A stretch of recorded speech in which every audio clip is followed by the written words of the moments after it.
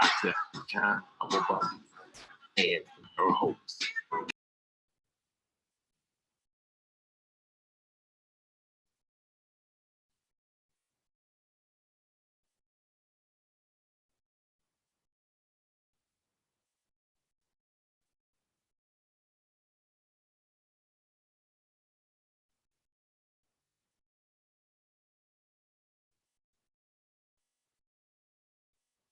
Dr. Melody Amponsa, Dr. Samuel Kwate, Dr. Samuel Amankwa, Dr. Beryl Autry, Dr. Salome Obusu Frimpong, Dr. Patience Jeffrey, Dr. Natasha Osei, Dr. Kojo Shafu, Dr. Achan Amobadi, and your host, Pastor Kojo Shubasi, onto the Hoodlyfe series as produced by Kofi and Kojo Shubasi.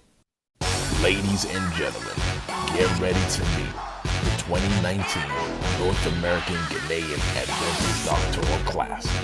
Welcome into the show, Dr. Kofi Shubasi, Abigail Yantachi, Dr. Melody Amponsa, Dr. Samuel Kwate, Dr. Samuel Amankwa, Dr. Beryl Autry, Dr. Salome Obusu Frimpong, Dr. Patience Jeffrey, Dr. Natasha Osei, Dr. Kojo Shafu, Dr. Achan Amobadi, and your host, Pastor Kojo Shubasi, onto the Hoodlyfe series as produced by Kofi and Kojo Shubasi.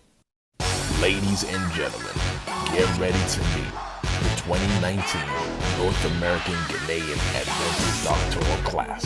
Welcome into the show, Dr. Kofi Shubasi, Abigail Yantachi, Dr. Melody Amponsa, Dr. Samuel Kwate, Dr. Samuel Amankwa, Dr. Beryl Autry, Dr. Salome Obusu Frimpong, Dr. Patience Jeffrey, Dr. Natasha Osei, Dr. Kojo Shafu, Dr. Achan Amobadi, and your host, Pastor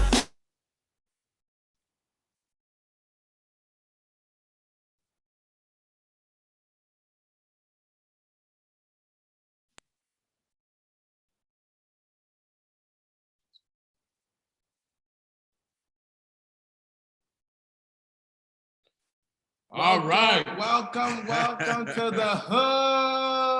Oh, man. Life. Life. That is. Life that is. Your two favorite co-hosts are back. Back again, man. We're back here for round three. Round three, Man. day three. Round three, Come day on, three, man. man. This thing has been going so well, so good, so well so far, man. Sure, man. It's been like, the first night we had an amazing show with It was. Dr. Sam, Mhm, Dr. Both Dr. Sam's actually. The second night- Square. Right, Sam Square, Yeah. Then yesterday, man, Mhm. we had some heavy hitters, man. Heavy, The ladies brought the game, man. I'm telling you. Yeah, we had Dr. Natasha Osei and we had Dr. Abigail Nyantechi who came on. Right. If you missed those two episodes, you can easily go back on Kofi Chumasi TV, that YouTube channel. First, when you get there, you know what time it is. Hit subscribe. Hit that subscribe button, man. And Hey, because this is my thing, man. Uh-huh. People are tuning in. Make sure you hit that subscribe button. I'm not trying to get paid. Well, maybe I'm trying to get paid. Well, but- maybe. for you all to receive notifications. Yes. And so Sure. hit the subscribe button, and then you could also be able to view it. Well, Dr. Kofi, welcome to the show. How are you doing today, man? Man, I'm doing incredibly good. All right. I had a great day today, man. Yeah, Work- Mexican food? Oh, Man. nah, I told you. You said you don't like that yesterday. I can't do Mexican food, Okay, man. But you know what? I had Watch it. some Greek food, man. Oh, for real? Yeah, I can't do wachi, man. Oh, dang. Oh, all right. I That's can't all do right. wachi. That's all right. Maybe I could do a mutio. Man, that's even worse. That's even worse. Anyway, enough about us, man. Welcome to the Hoodlyfe. And what is Hoodlyfe? Hoodlyfe, I mean, to sum it up in one word, it's a celebration. Celebration. It's a celebration. Of progress. Yes. Not regress. Woo, I love that. I'm spitting bars right now. I was doing it yesterday. It's only right that you do it today. Come on, make sure y'all tweet it, man. Hoodlyfe. Yes, please. But it's not a celebration with malt and Ghana chips. You know what I'm saying? Oh, Lord. it's a celebration where we're creating a program that gives people value. Because the last time I checked, malt and Ghana chips is only temporary. Oh, value lasts for a lifetime. Yes, sir. Come on now. Come on, Pastor, bring it. But not only that, Hoodlyfe is our opportunity to say thank you. Exactly. I said it yesterday, I said it the day before, and I'm gonna say it again today. I am my mother's greatest fan. Here, I didn't say that my mother is my greatest fan. Right. She has a husband, so that's her, she's the greatest fan to him. I am her greatest fan because she made so many sacrifices to get me right here, to get this guy right here. Right. And so in a collective way, we're saying, Mom, Dad, thank you. And that's what Hoodlyfe is saying. But Hoodlyfe is also a punt. Double entendre. Double, man. They say double the trouble. Rumble in the jungle. Exactly, man. You know, back in New York, when folks said they was from the hood, what did that mean, Kobe? What did that mean when folks said from the hood, man? Yo, gangbangers. I mean, it was tough. When people said they coming from the hood, they coming from a deep emotional experience of life, man. And really it's rough, rugged, and to survive out of that is incredible. You know, you come to New York City, certain projects, man, the gunshots flying all the time. I know people that were killed because of living in the hood. So when you can make it out the hood, come on now. But the blessing is in there. But then that day when you got your doctorate, man, they put a hood on you. What did that hood mean then? Man, you know, it's funny, man. When they're about to say my name, I was like, 27 years. I know, I just put it out there, y'all. I'm 27 and still single. I got to clear that up, man. Because 27 years an SDA church member. No punch.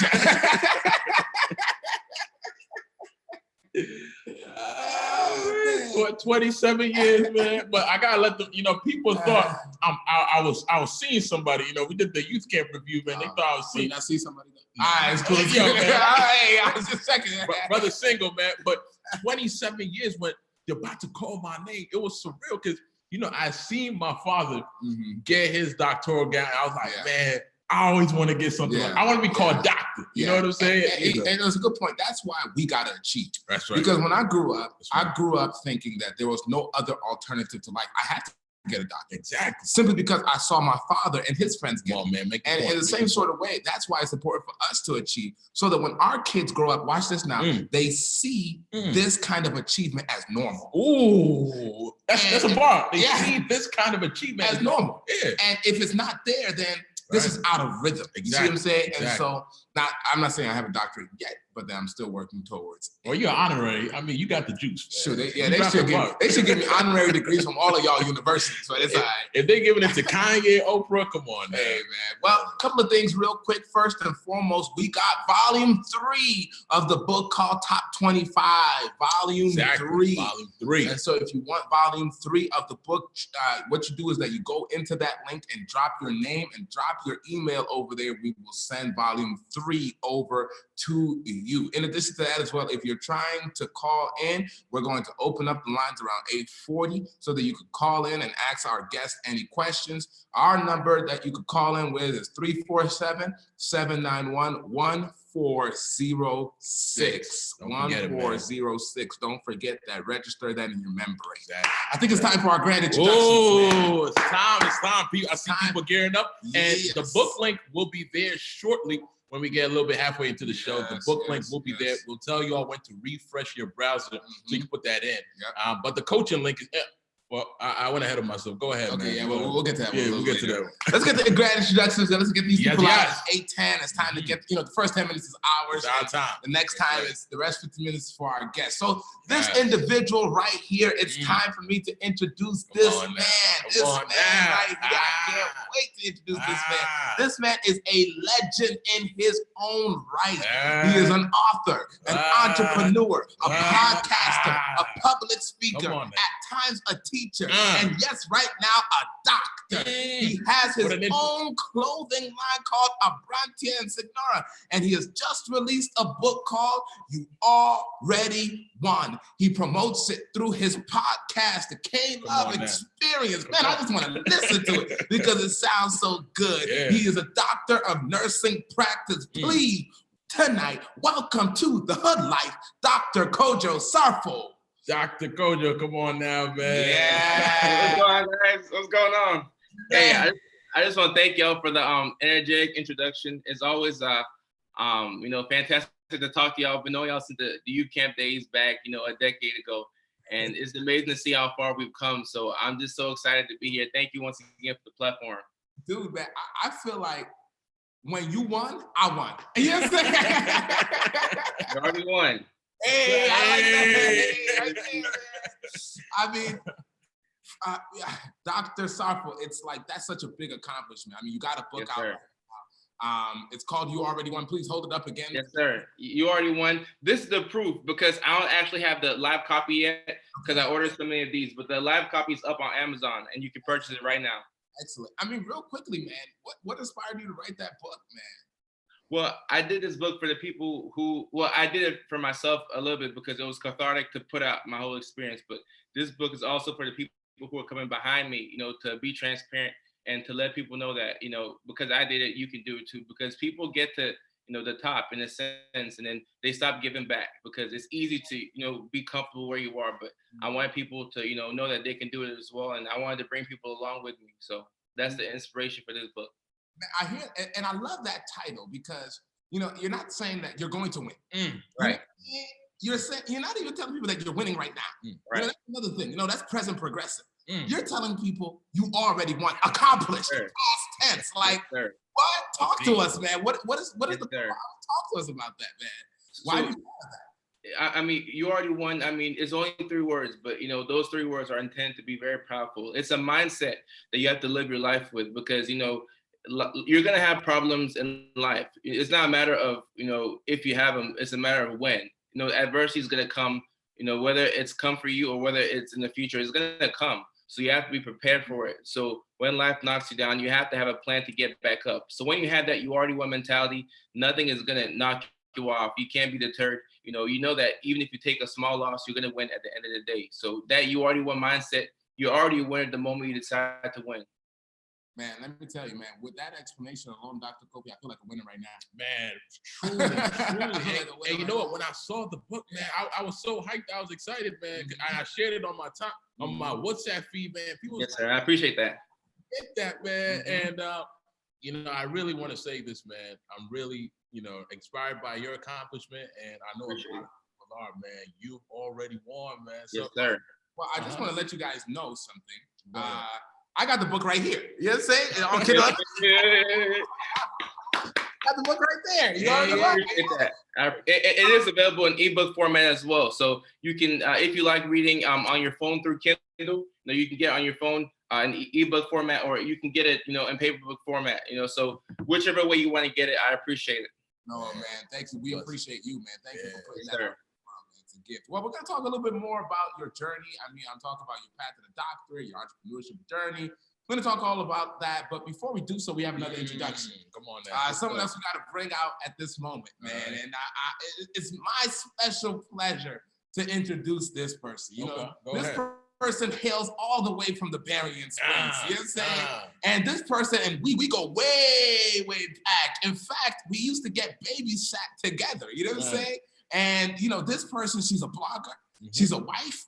She's a mother. And yes, sir, y'all, she's a doctor. In 2015, after finishing her bachelor's in biology with cum laude, you know what I'm saying? That's what I'm talking about. She didn't get a basic degree. Not basic, boy.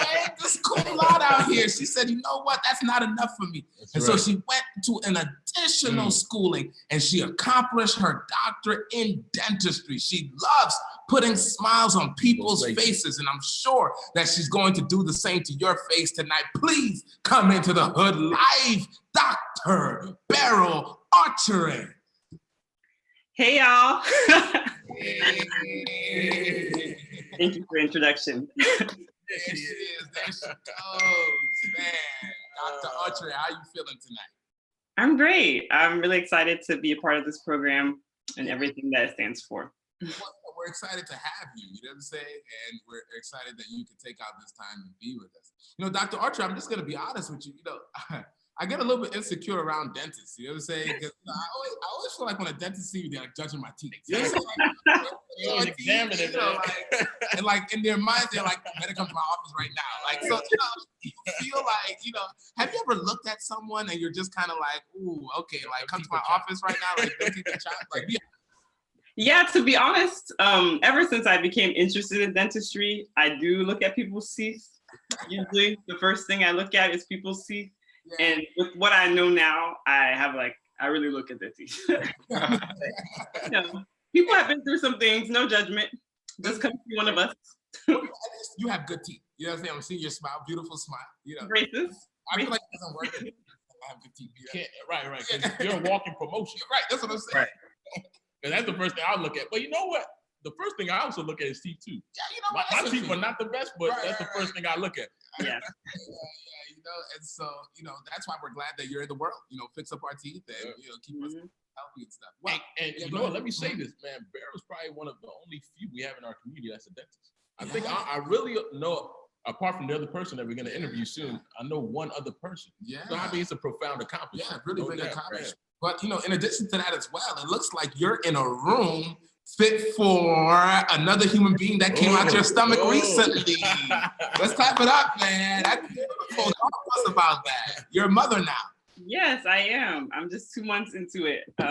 My daughter was born 2 months ago, and I'm in her nursery / my husband's office. And yeah, so everything has changed. A lot has changed this year, but especially becoming a mother. So that has been such a blessing. I can imagine. What's her name? If that's okay, or you are watching? Oh yeah, that's fine. Her name is Thea. Thea. Okay. Okay, that's awesome. Awesome. Well, anyway, we're gonna hear a little bit more about that, and we're gonna explore that journey as we go out throughout this entire program. And so, man, we want to get started with a good conversation, right? Let's go ahead and yesterday we had an awesome conversation, and today we also want to do the same. And so, Exactly. you know, Dr. Sarfo, you know, I want to talk with you a little bit. I want to start off with you. You know, man, you're a whole, I want to say his title properly. You are a psychiatric mental health nurse practitioner. Break it down on them, man. Well, I mean, when I said that, I said, first of all, can I get the words out of my tongue? Psychiatric. You know, that's unique. Tell us what that really is all about. It's a mouthful. So tell us what that really is about. Right. So, like you said, I'm a board certified psychiatric mental health nurse practitioner. It is a mouthful to say, but you know, the more we say it, the more we can get accustomed to it. But essentially, mental health nurse practitioner is very similar to a psychiatrist, but there's a big difference. You know, we took the nursing route and they took the medical route. You know, so whereas psychiatrists go through, you know, undergrad or 4 years in medical school residency, we go through nursing school. Then after that, we go to nurse practitioner school, and you can do an extra year to get your doctorate. You know, like I did to get your doctorate of nursing practice. You know, so we do very similar things, but because the physician's education is more extensive, in many states, they have laws regulating nurse practitioners to be supervised by a physician. But there are some states such as, you know, Arizona and Iowa where you can work independently as a nurse practitioner. So it's on the state laws, but in terms of what we do on a day-to-day basis, we assess patients, we diagnose, we treat, we admit, we discharge, you know, so we do essentially, you know, the same basic function that the psychiatrist does, but we come for the nursing model, you know, so sometimes I feel like we are better at therapeutic communication because when we were in our educational journey, we were actual nurses. So we were talking to patients and we spent so much more time with them. And I feel like the physicians are better with the, you know, the extensive knowledge and the clinical diagnoses because they spend so much time in the books. You know, so as we collaborate, we come together to provide the best outcome for the patient. Wow, that's amazing. So you're pretty much bringing two worlds together. You're bringing this world together. You're bringing this sort of psychiatry kind of world together. And I mean, you're producing something beautiful. Am I describing that correctly? That's exactly what it is. And the name of the game is collaboration, because even if you're a mental health nurse practitioner and you're working by yourself, you know, and you're in independent state, you're still going to want to, you know, talk to social workers, physicians. You know, you have to talk to so many people because you can provide the best care possible. But if your patient is homeless, how will they have the money to get medications, or they don't have anywhere to live? So you have to collaborate with so many people. And there's times where you have to lean on a more experienced nurse practitioner or a psychiatrist, you know, to get the job done. So we're always collaborating. And, you know, the goal is to make the patient better. So once you focus on that, you know, you can't lose track of that and you will succeed. Wow, that's amazing. That's really interesting. Well, I mean, what do you think about that, Doctor? I mean, it's really incredible because my whole thing is that, you know, that kind of feel, I think the whole DMP, to me, I think it's kind of fairly new. I could be wrong. Right. No, you're correct. You're correct. New, and especially Ghanaian, you know, that psychiatric and that nursing part, a lot of times I just hear people being LPNs. Let's be honest. That's where it all starts. That's where it all starts from. You know, Right. Or RNs, and people kind of end there. So you as an RN, how did you even get into that field, knowing that there was really no Adventists within your community that probably in that field? How did you even hear about that? Because it's a niche field, in my opinion. Right. It all starts back to, you know, the beginning of my nursing journey. So I did nursing as a way to kind of get out. So I knew that I liked to help people. So I did nursing as a way to, you know, be financially stable for myself. And also once I got that, to help my family out. And as I got into the profession, you know, I started to find different ways that I could provide value to people. So, you know, I started working in the ICU first because I thought I wanted to do nurse anesthesia. But, you know, my dad recommended that I move to Augusta and take a job at the psych hospital because they were going to pay off some of my loans and help me go back to school. So I actually only went to psych because I thought that they were going to help me go to school and like help me with loan assistance. But it turns out that I never used the assistance that they gave me, but I actually enjoyed the job. You know, so as I started to work with the mental health patients, then I actually developed a desire to be with them. But, you know, I didn't know that I liked that until I actually started to do it. You know, so once I started to progress, you know, through the mental health, you know, track for nurses actually, you know, I sat down and, you know, once I got my BSN, I had to figure out what do I want to do next. And then once I weighed all the options, and I looked at what a psychiatric mental health nurse practitioner does, and I figured that that was the best option for me. And, you know, that's why I always tell people, when you're trying to figure out what to do in life, just try things. That's a key word. Goodness gracious, just try. You know, some people have what I call paralysis by analysis. What ends up happening is that they think too much, they cogitate too long, and then they end up making no decision. And they don't realize that in making no decision, that is a decision in of itself. But then my whole thing is that just experiment, try things, because in doing so, that's how you can actually discover. Exactly. You know, so I'm just to piggyback off of that. I'm just happy that I just tried different things because I did not know what I liked until I tried it. You know, but people don't try things because they're fearful, because of the opinions of other people, and also sometimes, you know, in our culture, the opinions of our parents. You know, it's like a big pressure on our shoulders. So you can't divorce yourself from that. And sometimes, like you say, people are just paralyzed. But when you can get to the point where, you know, it's just you and God, and, you know, that's the only person you have to please, where you're not worried about your parents' opinion or your girlfriend or your spouse's. Like, you have to get really, like, it has to get quiet in your head where you can just figure out what God's plan is for you. And you can only know that by praying. And it's like you said, you have to be doing actively, you know, try different things. And eventually you'll find yourself liking one thing more than the other. And that makes a lot of sense, man. And Dr. Safa, I want to get into another area. You know, Dr. Kofi was talking about, you know, a lot of people in the Ghanaian community not going into, you know, that specific niche that you're going into. And my question to you is that, are there a lot of people of color even represented in that specific niche? You know, like, you know, in that psychiatric mental health nursing place? No, and like even through nursing, you know, there's not a lot of males, you know, so like 10% of all males are 10% of all nurses are males. Then, you know, at the advanced practice, you know, nursing level, you know, they have more males, but I haven't seen a lot of Black males. And I'm trying to think of, I can't think of another, you know, African American or African psychiatric. Well, actually, one of my preceptors, he is a psychiatric mental health nurse practitioner, and he's from Nigeria. But you know, there's a big age gap between us. You know, he's like my father's age. But I can't think of any other besides him. I can't think of any other like psych nurse practitioner who's a male. Leads me to, you know, my next concern. You know, there's something that we call imposter syndrome, where sometimes because you're in a space where you don't see a lot of people who are like you, sometimes you feel like you don't deserve to be in that space, or you're not supposed to be in that space. Have you ever felt that way? Oh yeah, I feel that way like now. Like when I go to work and, you know, people are like, Dr. Sarfo, like they have to tap me on the shoulder. Like, what? You know? Because I'm not used to that. And even like, you know, in the Ghanaian community, when we go to these functions and, you know, the same places where we see people that we haven't seen in years, like funerals or birthday parties, you know, when somebody says Dr. Sarfo, I think that they're talking about my dad, you know, so like even like outside of work, it's not real to me. And then when I go to work, like I need prompting, like, you know. So sometimes like I have to talk myself into becoming who I want to be. Like I have to generate that confidence within me, because people will see you as, you know, the same way you view yourself is how people see you. So if you come off as like insecure, or if people can tell that you don't own your title, people will like play off of that. But you have to first believe in yourself and give people something to believe in. So you have to constantly push back against that thought that, you know, I'm not who I really am, you know. I totally agree with you. And Dr. Kobe, you know, that's why one time I was listening to Les Brown, a great motivational speaker. He said, one thing you have to do in order to be successful is that you have to monitor your inner conversations. That's very deep. That's deep. Because when you monitor your inner conversations, that will determine whether you get the confidence, that will determine whether you shrink or whether you swing.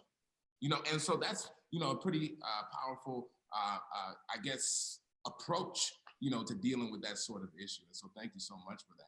Now I want to move over to Dr. Beryl Orchard at this time. You know, I mean, you're a whole dentist, you know what I'm saying? Dentist. Not a dental hygienist, A you know, a dentist. You know, and here's my, you know, I used to have beef with dentists. Here's the beef I used to have. You know, I used to go for my, you know, by the way, Dr. Orchard, I go for my checkups every 6 months. Great. And so as I would go, you know, the dental hygienist would work so hard and, you know, use the little tools and pound at my teeth. I used to hate that so much. And then after, now watch this, she worked so hard, you know, dealing with my hot breath and all that kind of stuff. And then after that, the dentist comes in. And let me tell you what that man does. He just comes in, he just kind of like, turn your head left, turn your head right, open your mouth. Okay, you're all good to go. And I'm like, this guy is getting paid like so much more. And I'm like, is this all they do? And so dispel that myth for me. What do you guys do on a day-to-day basis? What is a dentist all about? Yeah, so we definitely do a lot. Just checking. I think in your case, you have really healthy teeth, so it seemed like that. But dentists are doctors of dental medicine. And so we're an expert on all things teeth related. So we diagnose different conditions in your mouth, we treatment plan, and we actually conduct that treatment. It ranges from fillings to crowns, bridges, implants, oral surgery, root canals. There's so much that we do. And so we learn about all these different procedures and we learn how to actually diagnose.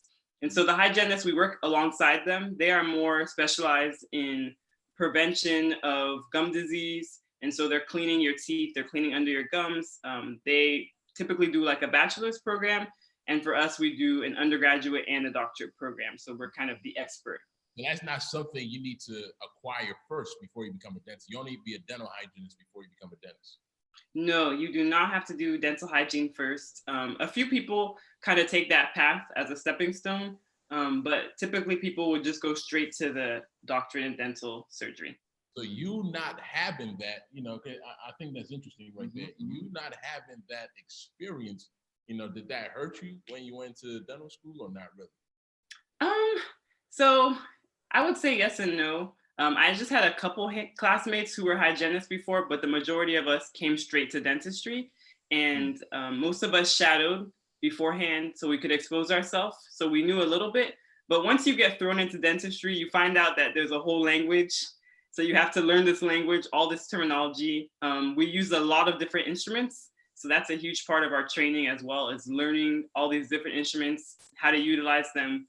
So if I had experience working as, let's say, a dental assistant or even a hygienist before, that would have been beneficial. So that's something I would suggest if you have the opportunity to even be a dental assistant beforehand, it would be helpful. No, and Pastor Coach, I'll say, you know, I think that's a two-way street. Because, you know, for law school, for me, I feel like it doesn't matter what you do in undergrad, because law school is just a game by itself, man. So I think for some professions, I think it's great to have that. Sometimes I don't think it's great to have that. I mean, that's just my opinion, because law school is the beast. Like people say I did political science, but you come into law school, it's a different game. So, you know, I think I see that as a double-edged sword kind of thing right there. Yeah. But I guess what you're kind of saying is that having the dental hygienist kind of training helps you, like in a substantial way, going to dental school. But it's not critical. Well, I mean, she's the one there. Talk to us. Right. It will definitely be helpful. Like there's a lot that they already knew if they had done hygiene already, or their ability to interact with patients was on a different level than those of us who just went through an undergraduate in biology. But that, like you said, it's not critical. It's not required necessarily, but it is beneficial if you end up taking that route. I guess we're both right there. Okay. Right. So I mean, that's great. You know, it's good to know. And actually, you know, if you become a dental hygienist, do you make at least a decent amount of money or not really?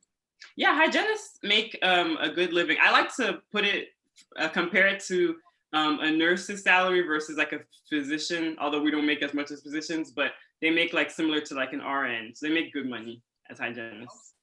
So tell us a little bit about the actual steps that I need to take in order to, you know, become a dentist. You know, I go for bachelor's. Is there anything I do in between? You know, is it just straight dental school and then I'm good to go? You know, what's that like a little bit? How, you know, if someone wants to become like you know, you're their role model.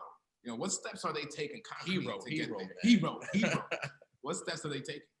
Yeah, so in general, the steps are to receive an undergraduate degree, a bachelor's in, you can do anything you want. A lot of people tend to do sciences, kind of like medicine. And along the way, you just need to get the prerequisite courses. The prerequisites are similar to medicine, a lot of basic sciences.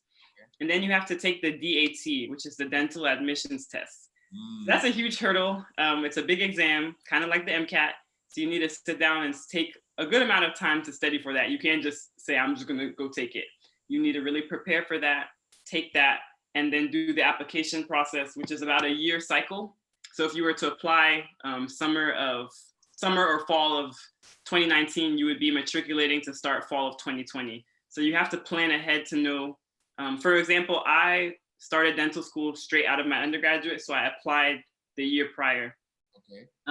And along with all of that, you don't just take an exam and take classes, but it's very competitive to get in. So you need to try to keep your grades pretty high in all your courses, and then try to diversify or make yourself stand out so you can shadow. You definitely need to expose yourself to dentistry.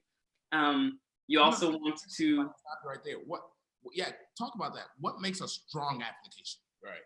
Yeah, they're looking at someone who's well-rounded. They want you to be smart with the books, so your grades and your DAT, but they also want to see that you volunteered, that you gave back to your community, that you shadowed, that you exposed yourself to dentistry, that you perhaps participated in your church or something in your community to where you have more than just someone who went to school. And then also leadership is really great.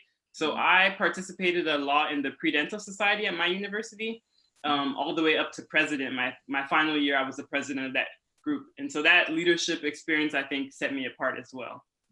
That makes a lot of sense. You know, that's why I always tell people, you know, you gotta be versatile. You gotta be versatile. You know, some people just like books, and they become weird. You know what I'm saying? But in some people, they don't discipline themselves to sit down with the books. You know, they're always trying to just do stuff. And I'm just kind of like, when you're approaching life, be versatile and be well-rounded. Exactly. And I think that's the whole gift of education. Yes. A lot of people don't understand it. You need to have the intelligence and the social IQ. So, you know, Dr. Bear, what made you ultimately say this is the route for me? I want to go. What made you say that's the route?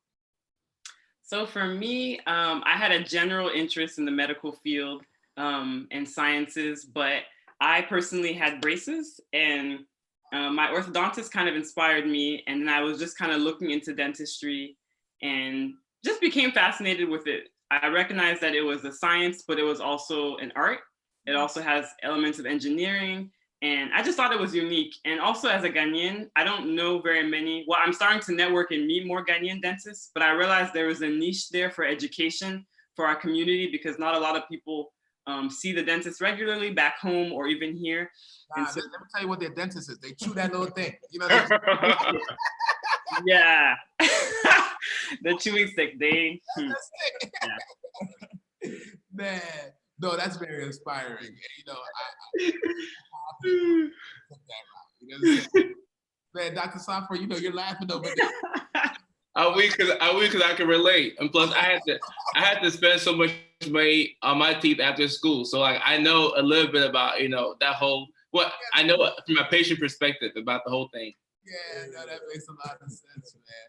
Well, you know, I want to move on to this question. Well, before I actually do, you know, Dr. Safra, also tell us what made you go, especially, you know, take that mental health route. And, you know, right now there's a big mental health promoter in our community. His name is called Dr. Feel Good. You know what I'm saying? Dr. Feel Good, if you're watching, we're giving you free promo out here. Shout out to Feel Good Services. Yeah. But what made you go that mental health route? You know, what's the context for that? And how important are those mental health conversations right now in our culture? And let me just also make this point, because Ever since like 2015, 2014, we've been talking about, we need to talk more about mental health. And nowadays people say we don't talk about it enough. And I'm like, well, I disagree a little bit. We talk about it a little bit more now. Yeah. But here's the trick. We don't talk about the severe mental health. So we talk about, some other, the lighter ones, but the shallow stuff. Right. I wouldn't call it shallow, but the lighter ones, but the severe ones. And you actually specialize in the severe ones. So right. A little bit about that journey, what got you interested in it, and on top of that, how important that conversation is for our culture today. Right. Okay. So that's a loaded question, and I'm happy you asked. And when we talk about severe mental illnesses, it's funny because like within the stigma around mental health, there's like another stigma where you have the common mental health conditions like depression, anxiety. Then you have the severe mental illnesses such as schizophrenia and bipolar. And it's funny because if you're talking to somebody and you say, hey, I've been depressed for a little bit, I'm anxious, they'll say, oh, me too, because more people can relate with that. But if you tell somebody, hey, I have schizophrenia, or if somebody sees you pick up like an antipsychotic for schizophrenia, all of a sudden that word makes people think, oh, wow, this person is really crazy. They're not just like depressed, they're like seriously crazy. Or if you tell somebody that, you're bipolar, they feel like you're going to just like fly off the handle, So I developed a liking for that population once I got in, and I started working with them, and I saw that they were so much just like us, even the people who had, the thought disorders like schizophrenia, and they lacked a spokesperson, because if, no disrespect to people who are anxious or depressed, but, there's a lot of high functioning people with depression and anxiety, you can work your job because those are things that will hit anybody at certain points in your life. Just certain people will have a level of depression or anxiety that makes them have to be hospitalized, but you can have schizophrenia and you can still work like your main job. You can be able to be productive. There are some people who are able to, like, they might not be able to be dentists or do some complex tasks, but they're able to work, maybe like the night shift somewhere, and they're able to get a little bit of money and pay their bills, So once I realized that these people needed like a spokesperson, I decided to take it upon myself to learn more about them, because they'll never, a great deal of them will never have the quality of life that we have, so it's good to, speak up for them. And within our culture, you never hear people talk about, the severe mental illnesses, like my mom growing up, we'd just be like driving around and she sees somebody like talking to themselves, and, we would attribute it to like voodoo or juju or things like that. What they say, wabadam, that's what they say. Right. Wabadam means you're crazy, you're mad. Right. Yeah. Right. And there, it was never, oh, let's get this person some help, but it was more like, we're gonna stay as far away as possible from this person because this person is possessed, and we would take it into like spirits, and it would just go into left field, So once I realized that these people were people just like us, but they had their own issues, So the population I deal with very diverse, and also I deal with people who have committed crimes, because I also work in forensic psychiatry. So there's people who have committed, anything from violations to egregious things like murders, and sometimes they've been found not guilty by reason of insanity because of their mental health condition. But you still have to love the person, and you have to look past what they did. So if somebody's coming in for murder or child molestation, you still have to put that aside, and I feel like for me, I've grown as an individual because it's so easy to judge people. So after I see someone who's committed such an egregious act, and I learned that there's still a person, and maybe it was their mental illness which caused them to do that, it lets me love people more, unconditionally. So I think for me, I've grown so much by, working with people with severe mental illnesses. Wow, that's tremendous. Let me say something about what he said, especially what it means to judge people. Right. In the legal world, I always say I'll defend the OJs and the no Js, right? The murderers, those who have committed heinous crime, because you never know. For me, I always feel like I need to have a sit-down conversation first. Could it be an insanity issue that we're dealing with? So for me, context always matters, and that's growth as an individual. Especially when I was younger, I was so quick to judge people. You know what I'm saying? Or for instance, a whole mental health issue.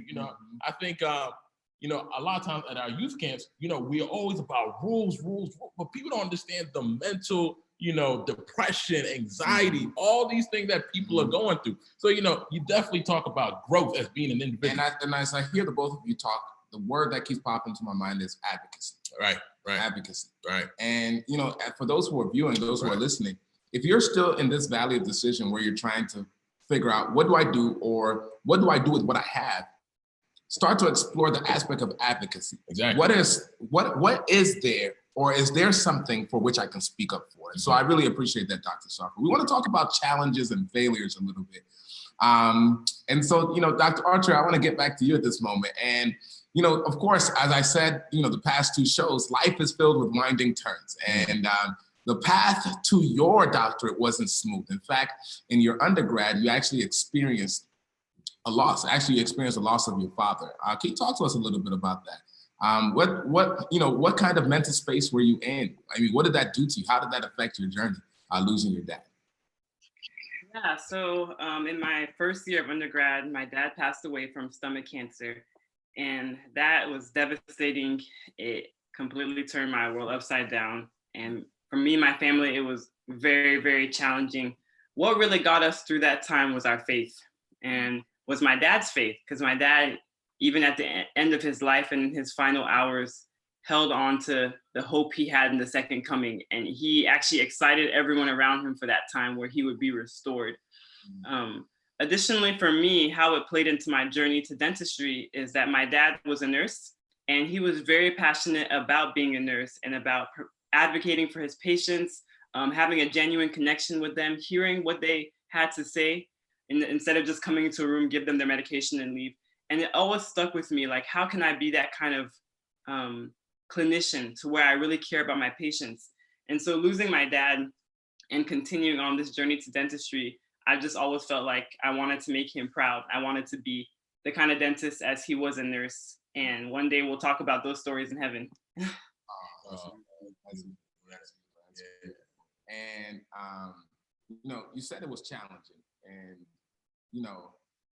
what particularly about it was challenging though? Did you miss someone to call, as you were going through the rough times, or did you miss someone to show you the ropes? What particularly about it was challenging? It was challenging, losing that person to call. He was a mentor, losing that mentorship as my father, and also just him missing everything. So every milestone that has happened, it's just like, oh, he's not there to see it, and that's hard. But all I can say is God is faithful, and God has been so good through it. He's taught my family and I so much, and we've grown in our faith. We've known what it's like to be at a low point and to cry out to God. And, in the end, we're just looking forward to seeing him again in heaven. So, and I know for certain that right now, seeing, the life that you're living, seeing, the beautiful family that you have, that he couldn't be more proud. For sure.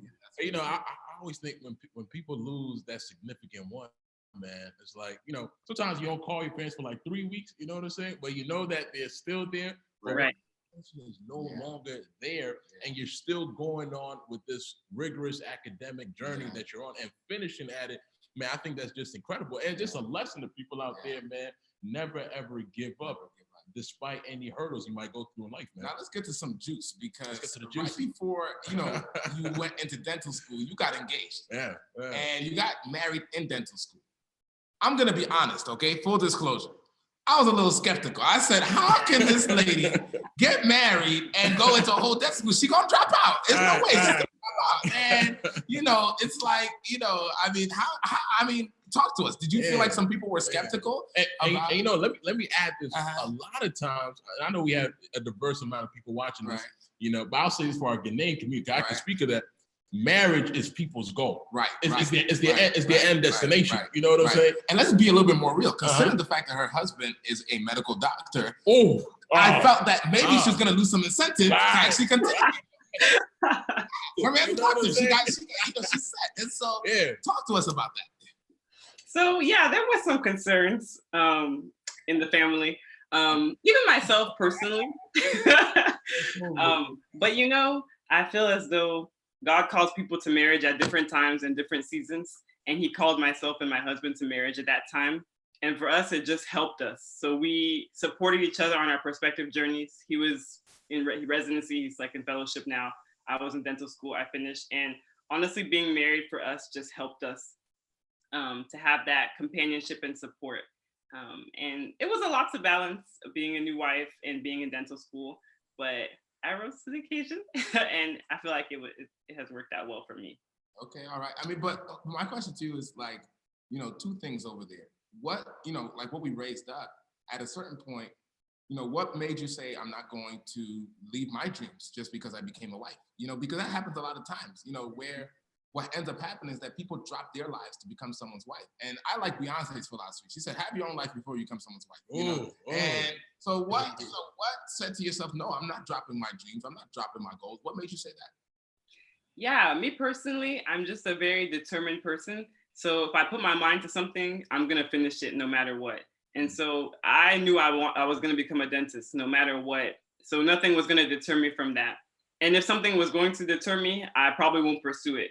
So that's why I continued on, and I knew that I wanted to practice. Some people maybe just like or would love to be a stay-at-home mom. That's a huge calling as well. That was never something that I planned to do. I wanted to be a dentist, and I wanted to work with those skills and that knowledge. And so nothing really would deter me on that. And you know, I love what Dr. Orchard just said about, you know, determination, staying focused. You know what I'm saying? Because, you know, the show we're doing right now, other people could have done this. You know what I'm saying? But it takes a certain level of determination and focus. And I tell people, in your matriculation through your academic journey, if you have that focus, man, I'm not saying you can do everything, but you can do what you're capable of doing. And I want to be clear about something. This is in no way a diss against stay-at-home moms or Definitely what not. I like to call them. Definitely not. It is Well, a diss. no, it's but not. you're explaining your diss. What I want to here is that what I'm advocating for is that if you had goals, don't drop your goals simply because you got married or something. Right. That's the point I'm trying to make over here. Final thing I want to talk to you about before I go to the K-Love experience.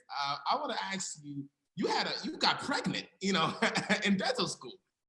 Like you know, how did you, like, what in the world? You know, but she had it in her final year. Oh, we're trying to give it a now you gotta come. She was strategic about it. People are trying to take it away from you. So let's go. Let's talk about that a little bit. Yeah, I think we wanted to time it that way. So it was in my 4th year, and she was due the summer, August after. So yeah, we just worked it out.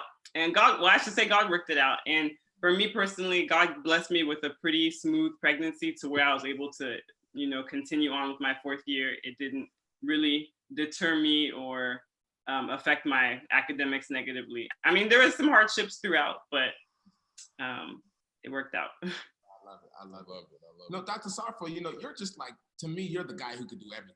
You know? I'm like, man, this guy could do no wrong. You didn't say like, the guy does it all. The guy got a podcast. The guy's an entrepreneur. He has a clothing line. Does it all, man. Did you have any major failures, you know, throughout your journey? Oh yeah, I had a lot of failures and a lot of adversity. But I definitely want to, you know, to piggyback off of what Beryl said first. You know, I want to commend her for how she persevered through her, you know, adversity, because I think me and my family knew her around that time when she lost her father, and you know, she was always like focused, and you know, she was determined to make him proud. So I think, you know, I've always admired that about her, and I knew that she'd be successful in whatever she did. You know, so I definitely want to just commend her on that. I think she's done fantastic, and he's definitely proud of you. And to move on to my failures, yeah, like my life is actually a series of failures. Like I went to school in Alabama because I didn't get the whole scholarship to go to school in Georgia. And I didn't get accepted into any schools in Georgia. So, you know, I was looking anywhere to kind of find somebody who would take me. And once I got to college, you know, I was finally successful. I became an RN. But even as you know, as an RN, when I worked in the neuro ICU unit, I struggled. I had to switch preceptors like 3 or 4 times. Then I went to psych, and you know, I almost got fired when I started working psych because I wasn't sure if that's what I wanted to do. You can't just say that and then we're back. I mean, come on, talk to us a little bit about that, man. Because, you know, I was concerned that I was going to lose my, you know, skills as a nurse, like putting in IVs and things like that. So I was halfway doing the psych thing. So anytime you do something halfway, it's not going to fail, you know. If you do something all the way, you know, 100%, it's no guarantee that it will pass, or it will succeed. But you have to do things, wholeheartedly in order for it to, work out. So once I put my mind to the mental health nursing thing, I started to see progress within it. But like even when I, once I was in nurse practitioner school, I had one test where I had like a 50 something, right. And then I barely made it that semester. I've had, professional failures, even with the clothing business. The first year, 2017, that we ran the clothing business. We made so many mistakes. I used to work overtime at the hospital. Me and the other guys who were working, trying to put money together to make these clothes. We lost $17,000 that first year. So, but people don't see that on Instagram and Facebook. They just see like a photo shoot and they think it's successful. But really, I'm sitting there broke and working double to try and put money back into the business. So I feel like the failures have actually, that's what's giving me the confidence to keep going, because I feel like I'm somebody who doesn't get things right on the first try. So, I just have to keep going and keep going. And once I got the confidence to look past the failures and the things that, work against, my favor, then I eventually go until I succeed at something. And for me, what I'm getting from you is that you keep on pushing past failure, because, and I'm listening to you, is because I feel like you feel that the story is not complete. Right. You fail, the story is not complete. There is going to be that happy ending. There is going to be that part where we climb over the mountain, and somehow, some way that keeps propelling you forward. I mean, that described your attitude correctly? Yeah, that's exactly my attitude, So like, it's kind of like a football game. It's like being down at halftime, but that you're going to come back out, you're going to regroup, and you're going to do it all over again. So I think, for me, at least, within our culture, judgment is like heavy, is very heavy. And it's very easy for our parents to, to take out the phone and to pull out, either my profile or Barrel's profile and say, they're doing this, why aren't you doing this? And then you further depress the kids who are stuck in that mode where they're trying to figure themselves out, and they cannot progress until they step out and they try things and they fail. Because throughout the failure, they'll find one thing that they were really good at. And if they can do that thing over and over and over, they can be a success. And that's what Mark Cuban says. Mark Cuban says, look, you can fail so many times. The key is this: you just have to be right literally one time. Right. That's it. You just need to be right one time. And you're okay. We got a couple things to do. First and foremost, let's talk to them about the book. For sure. So in just a few minutes, we're about to have the book up. But right now, you could actually call in if you like. You can call in 347, and the number is right underneath the video link. 347-791-1406. We have Dr. Safo here, and we also have Dr. Autry here, DNP and the DDS dentist, who are with us on the show today. They're the newest graduates of the class of 2019. So we've talked a lot with them, and this is your time to ask them any question that you got. Don't hesitate. I know y'all got questions, but this is your time to get that done. Also, do this for me. Drop your name in the comments. Let us know that you're in town so that we can give you a little shout out. In addition to that as well, please hit that subscribe button so that you can continually get some additional notifications. Now, Dr. Kofi, I feel like these people are sharing tremendous value with me. I mean, if I want to learn more from their feet, what structures have we set up in place for people to do so? Man, so one of the biggest things that we have set up is actually what we call the Hoodlyfe coaching program. Now, this is a really cool, unique program, Pastor Kojo, because you get to have the opportunity of obtaining 4 sessions with any of the doctors of your choice. So if you love what Dr. Safo was spitting tonight, you love what Dr. Autry was spitting tonight, or you want to, because Dr. Safo, the incredible thing about him is that he's an entrepreneur, right? He's more than just a nurse. Beryl as well. She's a blogger, different things. So if you want to learn the secrets, the internships, how the matriculation of that DMP goes, or the matriculation of the DDS program goes, this is your opportunity to get the program. Now, one thing I love about the program, sir, this program costs nearly thousands of dollars. Thousands of dollars. But what we have done, because we love you all, right? We love you all. We decided to put a discount package to it. So the package is actually going at $50. $49.99. My bad. You got to add the 99.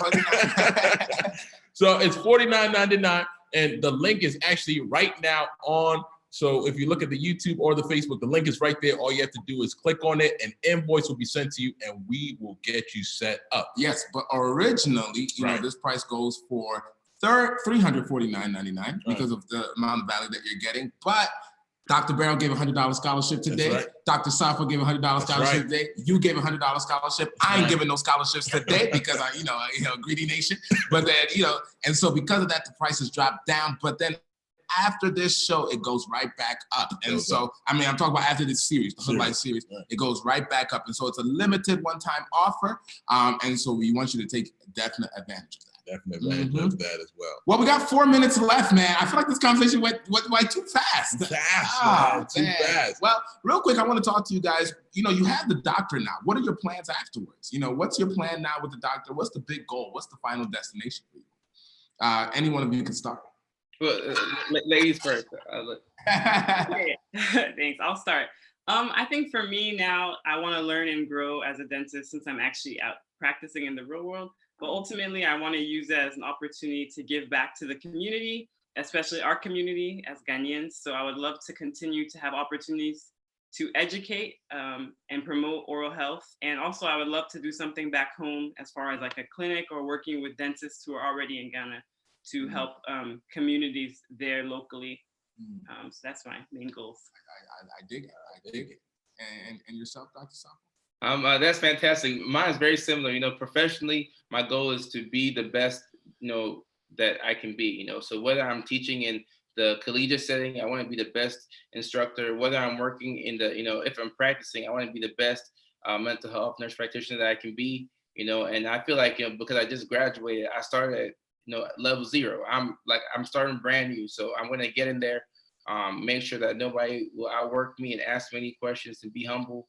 But, you know, in terms of advocating outside of the profession, you know, once you have a doctorate degree, you have a bigger voice, you know, so I want to use my platform to help people who don't have the voice and to help inspire people who are on that same path, because there's going to be strength in numbers. So, you know, I'd love to do something back in Ghana as well in terms of, you know, mental health, and, you know, in terms of just promoting, you know, just positivity and wellness, because there's so much about our culture that's backwards and things that we do because, you know, people say we've been doing it for forever. So I just want to do my best to change the culture and just, you know, collaborate with people who are like-minded as well. No, I love that, man. And actually, you know, Dr. Gopi, I'm hearing that there's a lot. I mean, we have a lot of young adults our age who want to do something back home. And I think it's high time that we actually organize some sort of summit, some sort of conference where we get together and we actually make, I'm talking about a big plan, you know, some sort of plan that's going to take Ghana by storm. Yeah. Talk about where the president, you know, where like, you know, like something that big, man, you know, we coming for you. And so, man, I really appreciate that. We got 2 minutes left. Real quickly, you know, we're writing this book, The Top 25. And talk to us real quick about your one top secret to success. What's your one top secret to success? I mean, I'm talking about if someone gave you 15 seconds to say, man, if you do this, this thing will get you to the pinnacle of your goals. What would that top one secret be? I would say be determined. So whatever you're putting your mind to, just actually go full force with it and work hard, and don't let anyone deter you from whatever your dream is. Good. I love it. Yeah, and I would say my top, you know, the secret to success, you know, is, you know, keep the main thing the main thing. You have to be focused, you know. So if your goal is to be a certain thing, focus on the goal. Don't pay attention. Don't respect the obstacles, because the obstacles are meant to come. They're supposed to be there, because if everybody could do it, you know, everybody would be where you're trying to be. So focus on the goal and don't get sidetracked. I like that. I like that. Don't respect the obstacle. Ooh. You know, that's what we do a lot of times. You know, we put more respect into something that shouldn't have our respect. Exactly. Don't respect the obstacle. Any shout outs, y'all? I definitely want to shout out my daughter, Thea, and my husband, Prince, and my family, my sisters, my mom, my dad. All of them have supported me along this journey, and I wouldn't be where I am without them. Hey, you ain't gonna give your husband a shout out though? I bet you he's watching right now. No, I didn't say my husband, yeah. Oh, okay. All right, sounds good. Excellent. No, those are amazing people that helped you throughout the course of your journey. How about you, Dr. Safa? Any shout outs? I want to shout out my family. They've been my support system since day one. You know, my dad, my mom, you know, all my siblings, Christabel, Akosia, Alma, Kwame, Quissy, you know, all of us, we stick together as a family, and we always try and support each other. And I do want to give one special shout out to a friend of mine. She passed away last year, October. Her name was Antoinette, and she also taught with me at the College of Nursing back at Augusta University. And she always used to say things that were motivational to me. She was also from Ghana, and it's in a week it'll be a year since she's passed. And she used to send me things on WhatsApp, and she used to always say, "You'll be great." And she would refer to me as Dr. Sarfo even before graduation. And she urged me to do things for, you know, Ghana, go back. And, you know, she started talking about, you know, ways we can like build hospitals in Ghana. She was so forward thinking, you know, and she didn't get to, you know, live out the rest of her life and, you know, see some of these things come to fruition. So it's my goal to, you know, make her proud and also collaborate with people who can, you know, pull this big idea off. So, you know, it's been a year since she's gone, but I'm fortunate that I got to know her. No, definitely. I know that if her family's watching right now, they definitely would appreciate that. And it's important to give honor and gratitude to those who have helped us along our path. Well, you know, I've loved this conversation, man. I have, man. It's been amazing to me. I've learned so much. I mean, things that I didn't know, now I know. And that's what life is all about, learning something new each and every single day. Right. So I'd like to say thank you so much, Dr. Sarfo, for being with us. You have blessed us on the Hoodlyfe. He got everyone, let's go through all his things. First and foremost, if you need some good gear to wear, he got the Abrantia and Signora. That's what it's called. Yeah. Abrantia. That's right. That's pretty dope. I mean, what's it called? Listen to his podcast. What is it called? The K Sarfo Live Experience. K Sarfo Live Experience. That's what it is. The K Sarfo Live Experience. He has his new book. It's hot on the market right now. You already won. Yes, you already won. And so you can also follow him on Instagram. You can follow him on Facebook, and I think YouTube as well. You have a YouTube channel? Yes, sir. YouTube as well. Dr. Beryl Archer, thank you so much for being with us today. I mean, we had a great time with you. And I'm so excited to smile more and to take care of my hygiene, you know, dental hygiene. And also, Dr. Beryl Archer, also, she has a blog as well. Tell us a little bit about that real quick before we leave. I do have a blog. It's called Bloom Beryl. It's all about lifestyle, faith, fashion, fitness, and ways that you can just bloom. So whatever situation you're in or scenario, you can bloom like a flower would bloom. So. Wow. Yeah, please, everyone read that blog, follow it. I think it has a Facebook page as well, right? Or am I wrong? Yes. A website as well. And a website as well. And so follow it, and I think you will definitely be blessed by it. Hey, Dr. Kof, I think it's time for me to sign out. It's my bedtime. No doubt, no doubt. Yeah. Before we sign off, though, what we want you to do is refresh your browser, because now we have the book link up. So refresh your browser, copy that link as soon as the stream is done. We're gonna give it about 2 minutes, and then we're taking that link away, because that free ebook is only free for a limited time. So that's volume 3 ebook, to hear the tips that Dr. Archer and Dr. Sarfo have also put together in that book as well. But then the coaching program is also there, Bishop. The coaching program is available. It's $50, just $50 straight up. And I always say this, man, if you want to make a personal growth in your life, you got to make some personal investments into your life. Yes. So this is a program that you get to connect with any of the doctors of your choice. You know, they can give you a lot of information that I won't be able to give you, Kajo won't be able to give you, but they can tailor it uniquely to you. This is a great package to put together. We'll be back again tomorrow. Take care. That's right. Everybody, have a good night. Take care, y'all.